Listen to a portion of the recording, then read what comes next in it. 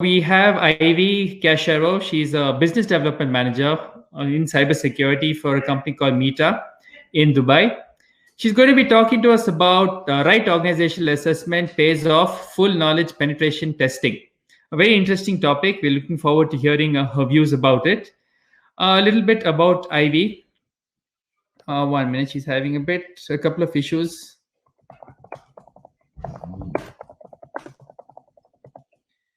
Okay, I think she should be back. Okay, so a little bit about Ivy. Ivy has been nominated as the top 50 women in cybersecurity in Africa 2020 and the winner of the Martha Ingram Leadership Award 2020. Ivy is an account manager for cybersecurity for the Middle East, Turkey, and Africa regions at a company called Aptec, an Ingram Micro company. As a young, ambitious professional in the information technology industry and cybersecurity, Ivy is passionate about her field of work and is engaged in empowering women in the corporate space. She has worked with multinationals like Diageo as part of the IT network management teams and SAP innovative teams to increase efficiency and reduce loss. She has extensive working knowledge about cybersecurity vendors. Ivy currently works as a part of Cybersecurity Solution Advisory team in Ingram Micro for government as SME and an enterprise customer in the Meta region. The organization is keen to bring a holistic approach to cybersecurity by offering new perspectives to clients and transforming the cybersecurity landscape, which resulted in the identification of new business opportunities and value transformation. And with that, Ivy makes her entrance on screen. Perfect timing, Ivy. I just finished reading your introduction to the audience. Yes, I was able to see that from the main stage, but there's something, I don't know what happened to my machine and it locked me off. It's okay. Your timing was perfect. You made an entrance. Yes, thank you so much for the introduction and the opportunity. Okay, so with that, I'm going to hand it over to you. I told the audience a little bit about you and what you're going to be talking about. So with that, over to you, Ivy. Great. Thank you very much. I was actually paying attention to the session that just ended right now with Dr. Erdal. He's one of the few people that I look up to from a cybersecurity standpoint. So I've actually learned a lot in the session. And I just hope that the presentation that I have and the points that I have to share with you today would be informative. I would say because of my background, I wouldn't say that I'm a certified ethical hacker in any context, but because I do sell these services to clients and do business advisory for C-level executives with regards to these services, I'll be sharing my 2 cents with regards to the topic. So the title being Right Organizational Assessment Payoff, Full Knowledge Penetration Testing is what I'll be focusing on. And as you've heard, my name is Ivy Kashero. I'm a business development manager for cybersecurity Meta region in Ingram Micro, based out of Dubai.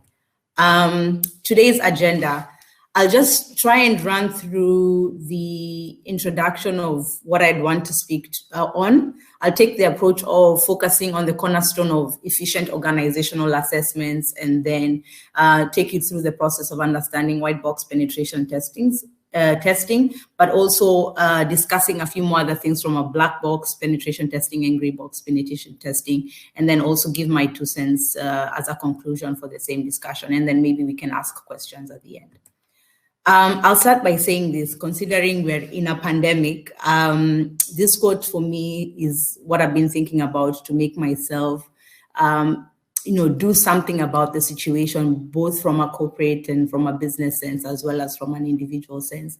And George Bernard Shaw says that the reasonable man adapts himself to the world, and the unreasonable one persists in trying to adapt the world to himself. So therefore, all progress depends on the unreasonable man, basically. If you just think about it and ponder on that, you'd realize what role you're supposed to play with everything that's happening around us and the changes that are going. So keeping in mind that we need to be adaptable. And I believe this session is supposed to educate us to be able to adapt to the cybersecurity changes in the threat landscape.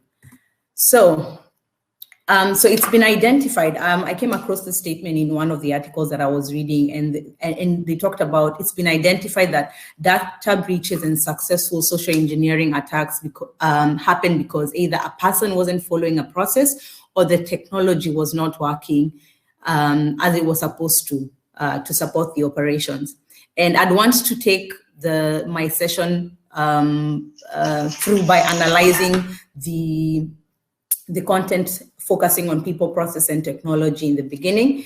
And I'll start by saying that ideally all organizations are built around these three pillars, which is people, process, and technology. And if you focused and if you've been seeing a lot of all technology vendors that are developing technology and cybersecurity technology and all related just to the technology space, the focus is usually the people, process, and technology in terms of development. So I'd want to say before I go into looking at it from an organizational structure point of view, I'd want to say that a key element to note here is in all that we're going to be discussing, it's really key to be able to get executive buy-in, because this makes it more effective from a business sense other than just from a technical sense. And I think Dr. Erdal just mentioned this and talked about it as well while he was explaining his presentation on red teaming and blue teaming. So the idea that great organizations implement the motto of people come first, and then understanding how processes are built with people and technology is integrated with the process we've defined, and people we've aligned. So basically, this just says that people are the ones who define these processes. And so keeping in mind that people are the ones that come first, and these people being able to understand how processes in the organizations flow and how they function would really help in ensuring that appropriate technology is put in place to be able to integrate with the of operations, which is the overall process of the organization. So why people, process, and technology, right? I'd want to say, one, I wanted to go through this approach so that I can go into detail to explain how each of these elements or these pillars plays a part in ensuring efficiency in technical assessments. And I'll start by people looking at it from two points of views. We'll talk of the assessor. These are the technical experts in your team that are in IT or cybersecurity related teams that oversee the general tactical and operational aspects of the organization. And these are all the red team and the blue teams that, and the other teams that Erdal talked about earlier. And then we've got the people who are the end users and the non-technical resources, where social engineering assessment techniques would help, basically shed light on the gaps and the employees have in the organization that will allow for customized awareness trainings. Basically ensuring that the assessments would shed light on what gaps your end users have to make sure that any, social engineering techniques that the technical teams use to be able to, build up the skills of the organization are well efficient. And from the assessor's point of view, we've got different technologies and different environments where you have the blue team and the red team being able to upscale their skills to ensure that whatever services they are offering is because they've built they're being progressive with the change in the threat landscape as well. And I think also Erdal really emphasized on the skill set of these engineers as well. So keeping in mind, this is a key element of looking at how we go about organizational assessments. I'd want to look into the process. As in, for most organizations, basically, the main focus of cybersecurity operations is, just for compliance-related requirements, instead of focusing it from a risk-based approach. So what this does is, instead of having a security software or a technology, it is more critical for your team to be able to document the process of that they expect the technology to be fulfilling, then align this to the business problem that they're trying to meet, so that the technology that they're putting in place is also well documented to be efficient. So other than just, say, for example, having a firewall in your environment that keeps giving alerts, is to be able to understand, once we put this technology in place, what are the other things that we need to have in terms of process, either from an end user point of view or from a technical team point of view. So how do the technical teams respond to incidents? What are the processes that have been set in place to do this? And I think this has also been pointed out as well in the previous presentation with regards to these audits and the analysis that have been put in place to be able to document processes that can be able to build business resilience as well. So keeping in mind all of this at the back end, it's key to understand that we have understood the flow of the process and the operations of our organizations, so that security is technology would be a facilitator to a whole holistic approach other than just meeting compliance requirements. Third being then technology. So basically, in all that I've said, all of these elements are able to be solved using one technology or a change in process in one way or the other. But technology is only effective when you know what those cybersecurity needs are for your people, for the process, as well as for technology, because technology is still being in place, because certain technologies aren't necessarily cybersecurity related technologies. Then you might be able to find the right solution. So being able to understand the dynamics of your business needs of your organization, what risks your business has, the threats that your organization is exposed to, and then being able to prioritize where the organization is more efficient to prioritize their resources to be able to have the right solution. So keeping all this in mind, I'd want to go into now addressing penetration testing, since this is the core discussion of this conference. And I believe this must have been defined by previous speakers, but I will reiterate just to say penetration testing is also referred to as ethical hacking or pen testing, in which I will use this word severally in the presentation. Basically, it's the process of performing an unauthorized attack on a system to identify security weaknesses or vulnerabilities. So basically, a vulnerability assessment is done, and a penetration testing is therefore done to, to identify weaknesses so that we can be able to upgrade and make our environments more secure. There are three types of penetration testing. We have the Blackbox, Graybox, and the Whitebox penetration testing. Blackbox testing is a way to test a system with no access to information about the system being tested. So the penetration tester has completely no information about the environment that they're currently trying to test, other than the organization information of what they are and the non-disclosure agreements that they have and the authorization that they've been given to proceed with penetration testing. So here they don't have any idea about the source code, the architecture.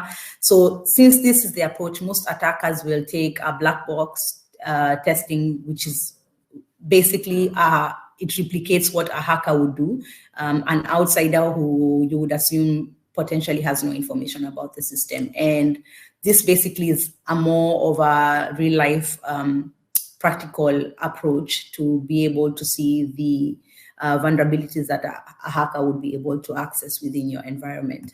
Then we've got the Graybox testing, which combines both elements of black box and white box testing, and it simulates an attack by a hacker who has gained access to the network infrastructure documents. So basically, here the penetration tester is only given information about design documents and the architecture diagrams of the customer's environment, and basically they plan their strategy to go ahead with penetration testing only just based on this information. And then finally, white box penetration testing, which is what I would probably focus on today. Reason because white box penetration testing, which is part of the title that I was to cover, is full knowledge-based penetration testing, which is a type of penetration testing that assesses an application's internal working structure and then identifies its potential security loopholes. This is a definition based on an article online. So in this type of testing, basically the ethical hacker has full disclosure of the application's internal configurations, including source code, IP addresses, diagrams, network protocols. Even in some cases, the penetration tester could choose to also have interviews with developer teams to be able to create a more strategic approach to penetration testing of the environment. So Whitebox penetration testing aims to simulate a malicious intruder who has full familiarity with the targeted system's internal structure. And this is why they gather a lot of information prior to doing the assessment. So there are 3 types of Whitebox penetration testing, and this is from a developer's point of view, right? There's the unit testing.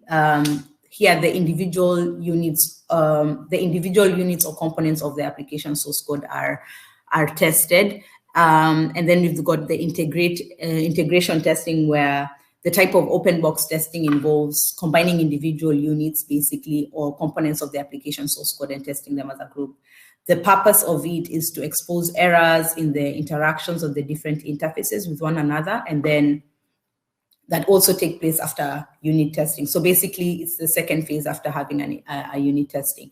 And then regression testing is basically a pen tester performs further tests to verify that a recent change in the application code has not been harmed or existing functionalities. So in case after an integration testing has been done and the system has been running efficiently and they've currently done an upgrade input something new into the system, a regression testing is just done to ensure that the new changes that have been made haven't essentially harmed the existing functionalities. I hope this is clear until now. I'm unable to see the comment section, and I'm not quite sure if I'm rushing, but trying to Don't worry, Ivy. It's very clear. You're going at a good pace. Everything is very clear to understand. Please go ahead, carry on. Yeah, so thank you very much. So there are different techniques for Whitebox penetration testing, and there are different formulas, and maybe this would be iterated better by a technical person, but I would just, give definitions for what these different techniques are. We've got the statement coverage, which is most basic form of code coverage analysis in Whitebox penetration testing. It measures the number of statements executed in an application's source code, basically. And then we've got the branch coverage, which it measures the number of branches of control structures that have been executed. And then the function coverage, which then evaluates the number of defined functions that have been called. So a pen tester can also provide different input parameters, in this case, to just assess if the logic of the function could make them more vulnerable to other attacks. So the thing is, to get more information about this, I believe you can be able to get the different formulas to be able to, that the penetration testers use to calculate and assess all these types of these different techniques online. And maybe this information could also, if you're interested, I could share the resources to also gather more information on this. So benefits of Whitebox penetration testing. The tests are deep and thorough, which maximizes the tester's efforts, as opposed to, black box penetration testing, where the penetration tester completely has no visibility, which ends up spending a lot of time trying to assess a network, which might not fully expose all the vulnerabilities that are within that specific environment. It allows for code optimization and identification of hidden security issues, which would not have easily been identified in a black box penetration testing or a gray box penetration testing. Automating test cases is much easier because, we have full understanding of the environment and also the expectations of what the applications are supposed to be doing. So this greatly reduces the time and the cost for running repetitive tests. Since Whitebox testers are acquainted with the internal workings, the communication overhead between them and the developers is usually well reduced. And then it also offers the ability to identify security threats from the developer's point of view as well, because of the transparency between both teams, the pen testers and the developers team. I went through this and basically while trying to come up with the presentation, I actually got to the conclusion that, there's there's no right or wrong to any of these different types of penetration testing. The most important is being able to understand the justification that your business is looking into, why the business is looking into going through the penetration testing, and by this, deciding which testing methodology to adapt fully depends on the goals of the test. So Whitebox penetration testing is usually best for uncovering, semantic errors at the beginning of the life cycle. And this is why, because all source code review, all source code information and a lot of the information that comes into the developer's environment or the network environment of the customer is usually very transparent. And I think also this is why this approach is known as clear box testing as well. And then Black is ideal for situations where you either don't have the source code, or you want to view the application from an attacker's point of view, which usually this is great if you're trying to understand how exposed are you to the threat landscape and how secure are the configurations that you've currently done to your infrastructure to ensure that you've covered your baselines and then managed your risks to protect yourself from the external factors. And then you've got Graybox, which provides the most comprehensive software assurance program, because basically it's a mix of both the Blackbox and Whitebox penetration testing. I have really rushed through my presentation and I did not have a lot of slides to go through, but I would want to conclude by saying that in conclusion to all of these different types of penetration testing, regardless of what testing methodology your organization seeks to use, it is very key that you ensure that you have skilled testers to perform the test and analyze the results. I paid attention to Erdal really explain more about how different penetration testers describe their skill set, and he really did a good job with explaining how key the skills of our penetration tester are. This also, I would also want to verify that there are a lot of tools when it comes to assessing the qualifications. I mean, when you're outsourcing resources, most people don't do background checks on who they outsource to because of certification basis. But I think being able to understand that there is more to, just certifications. There's the element of understanding business justifications, the threat landscape on a more larger scale, and also just being able to have a more proactive and thinking outside the box mindset, as Erdal just said earlier, is very important. So I will finish here because I did not have a lot to go around, but I would want to finalize by just saying that the best approach is usually to do any technical assessments is to focus on the business requirement and what your organization is choosing to, what requirement your business is choosing to focus on, and take this approach from a risk-based point of view as opposed to meeting just compliance regulations. Because a lot of organizations are following do these assessments based on compliance-based requirements. But if you follow the risk-based approach, then you're able to, one, secure your environment by focusing on the risks that you're exposed to. And secondly, you still eventually end up meeting compliance as well.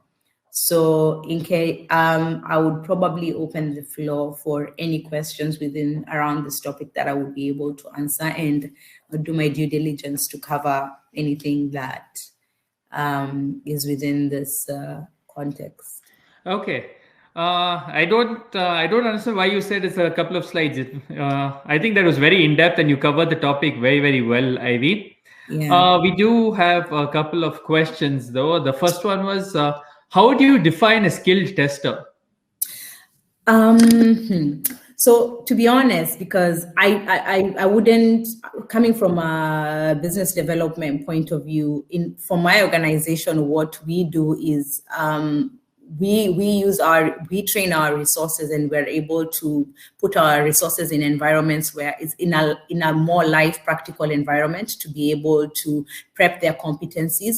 We do have different technologies that offer this sort of platform. One, the progressive approach to be able to learn and be exposed to different threats that are upcoming on a progressive manner, like technologies like Cyberbit that have created a training module, as well as a more, how would I put this? A more, when you work in an environment where you don't get to see threats, you don't really know how you would act if an incident happened. So being able to put your engineers in this sort of environments once in a while, so that you can be able to see how their competencies are in reacting to this sort of incidents, would help you evaluate and gauge the competencies of your team in advance, as opposed to waiting for an incident and then dealing with it later.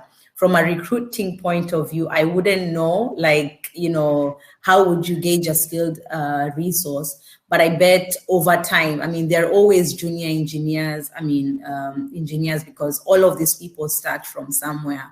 But I think with time, it's all progressive. I usually take this sort of domain more like medicine. In the beginning, the doctor doesn't have a lot of information about different diseases, but over time they build their skill set and they become better at it.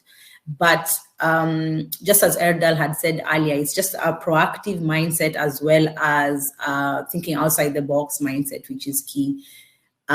So that would be my opinion, but I don't think I would be in the best position to really point out this. No, I think what you said is a very valid point about how, as opposed to just giving them theoretical knowledge, you are basically, I would say, simulating an attack and seeing how they respond to that, which is a very good way to gauge your engineer's skill sets. Because ultimately, you may not always face an attack, but in the event that you do, how good are the people in your organization to react against it? Okay. So the next question is, which approach is more accepted in the industry currently? So I'm guessing that is to do with probably Whitebox, Blackbox, and Graybox. Which of the three is probably the most widely accepted?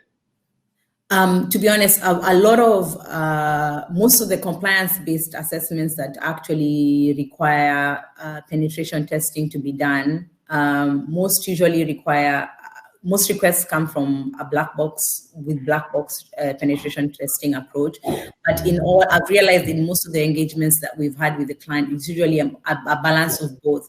From an external point of view, initially you have the Blackbox penetration testing, and then while we get into the internal infrastructure, we basically work with a Graybox approach, where we have a little bit of information based on what we keep gathering as we do the assessment. So I would say majority of the organizations go for more Blackbox and Graybox penetration testing, basically predominantly because of what the requirements are, and keeping in mind most of the people are actually doing it because of compliance. Okay, so what you're saying is most people end up doing these sorts of testing not for actual security purposes or security networks. They do it more for compliance than anything else. In my experience, to be honest, most of my clients actually demand it based on that. I found it difficult to explain to organizations why, especially organizations that are not really huge in size and don't necessarily have cybersecurity isolated departments basically running this initiative. It becomes really difficult to justify as to why this is necessary. And even in those cases that it is, it becomes more of just a ticking of the box that it was actually done. So as opposed to people actually being keen to identify risk. And in situations where people are actually keen, then the black box approach and the Graybox, usually people really dig into the reports to actually do a lot of work, because it's not just doing the test, it's actually being able to now do something with the results once you actually get them. So if you do a test and you have the results and you don't do anything about the remediation of those results, then it's basically pointless. Okay, I must say that it's not very reassuring for us as customers who are probably using services from that company. I mean, to be honest, I think, as Dr. Eldon said, to be honest, I think we are now, especially after the COVID period, is when organizations really wanted to assess their infrastructure, just because they changed their network setup to allow their employees to work from home. And it was only because there was the scare and the need for it. It's like, and that's the reason why people went for it.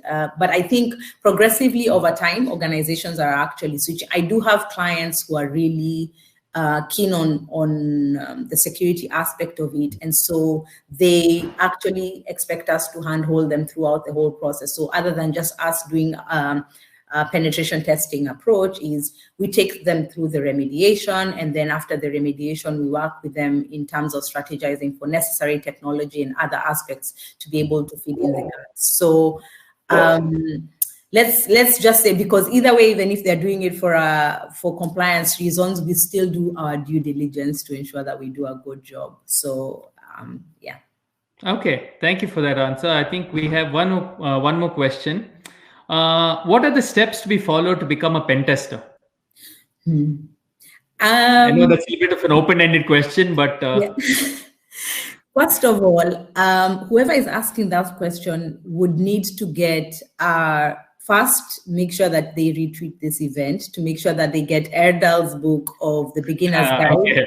Because I do have the book, and I'm sure he talks about it in the book, and I saw it while perusing, because I'm not yet done reading the book, but he talks about it as well in the book. So that would be something you'd be able, or probably access some of Erdal's articles as well, because I believe he's talked about it before. Reason being, I'm not one, and I wouldn't be able to give you strategic, necessarily step by step to be able to get through that, because I'm more into the strategy, governance, and risk compliance aspect of business. So, okay. So for the person who asked that question, follow Ivy's instructions. Please retweet about the event, tag Rocheston, tag Dr. Yes. And then you can possibly become a pen tester. Otherwise, buy it on Amazon. It would be worthwhile. If they're in Dubai, I could feel generous and share mine. Okay. So the next time we see Ivy, she's going to be a pen tester because she's reading Dr. Erdal's book currently. Anyway, thank you so much, Ivy, for coming on and giving us that talk. We all enjoyed it thoroughly, and we look forward to having you next on for our next conference. Stay safe and have a good rest of the day. Thank you so much for the opportunity. I really appreciate and I'm honored to actually do this and actually learn from the rest of the people who are on the session. And some of the workshops that are actually upcoming, I'm actually looking forward to them. So we look forward to having you there as well. Bye-bye, Ivy. Thank you. Sure. Thank you very much. Bye. Bye.